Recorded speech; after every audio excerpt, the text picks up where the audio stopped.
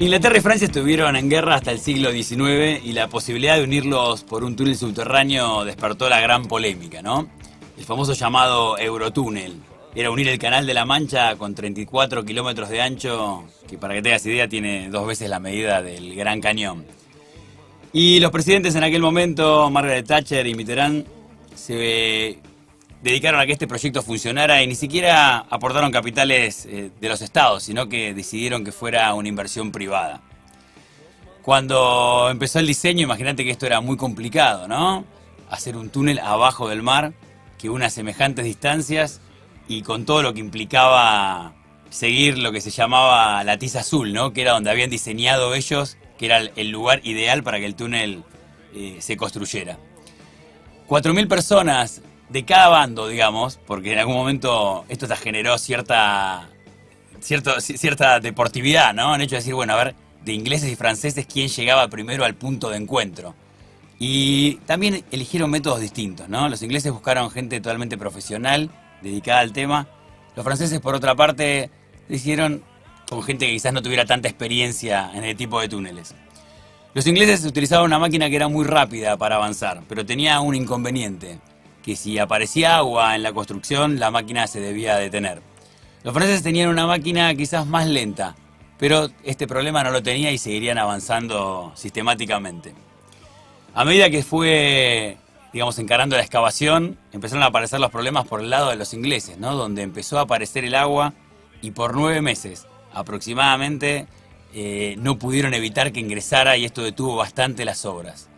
Otro problema que tenían los ingleses es que no tenían en la costa un lugar donde almacenar los bloques de hormigón y tuvieron la genial idea que todo el refulado que sacaban lo llevaron a la costa y armaron, digamos, una base tipo casi 38 canchas de fútbol, dice la historia, de 36 hectáreas para poner, digamos, con ese refulado, armar esa plataforma y ahí cargar todos los bloques de hormigón que necesitaban.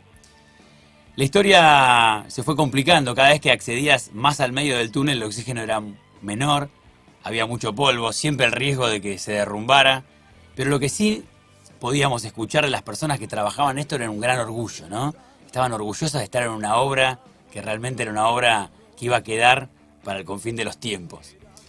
Siguió avanzando la construcción y uno de los puntos también complicados era encontrar el punto común, ¿no? Llegar al mismo lugar. Imagínate que el túnel tenía que coincidir exactamente en un punto de encuentro que era lo que ambos buscaban.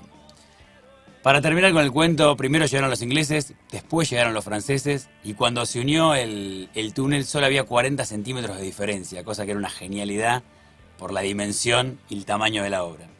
Obviamente hoy es una inversión importantísima, ha generado 1.000 millones de euros en el 2013, el transporte se hace con 3, digamos como si fueran 3 galerías, donde pueden pasajeros, donde pueden ir camiones, donde pueden ir autos, y realmente le cambió la cara a la región en cuanto a lo comercial. Y te quería traer esta historia porque tiene muchos condimentos, ¿no? El primero es cómo, después de quizás un siglo pasado de estar en guerra, cuando las partes y las voluntades se unen, todo puede cambiar, ¿no? Cosa que nos podría venir bárbaro en este momento trascendental de nuestro país, ¿no es cierto? El segundo es el tema del orgullo, ¿no? Qué bárbaro cómo la gente, digamos, quizás sabía que era un trabajo insalubre, quizás sabía que era un trabajo difícil, riesgoso, pero el orgullo de pertenecer era mucho más grande, ¿no? Era mucho más importante. Y el tercer tema, que es el que más me interesa hoy, es comentarte esto de cómo cuando querés acercarte a una persona, sí o sí, imagínate que la metáfora del túnel la uses para contactarte con alguien, ¿no? Con alguien que quizás te distanciaste en algún momento y quizás quedó ahí en el olvido.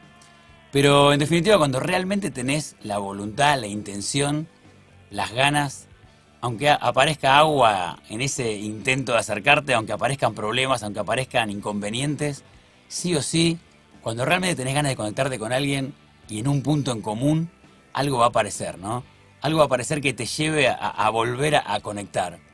Y la metáfora del túnel te la quería traer por eso, ¿no? Siempre estamos a tiempo de conectar con aquel que dejaste quizás de ver, de charlar, de hablar por algún inconveniente o algún problema. Y la idea es hoy empezar a desechar las dudas, ¿no? Y empezar a ver que si realmente tenés ganas, si realmente tenés intención, si realmente querés estar cerca del otro, va a haber un punto en común. Va a haber un punto en común aunque sea abajo del mar.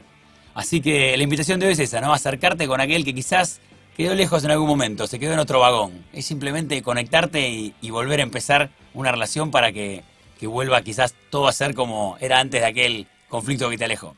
Bienvenidos a Necesitamos Héroes, el programa de culto a la inspiración.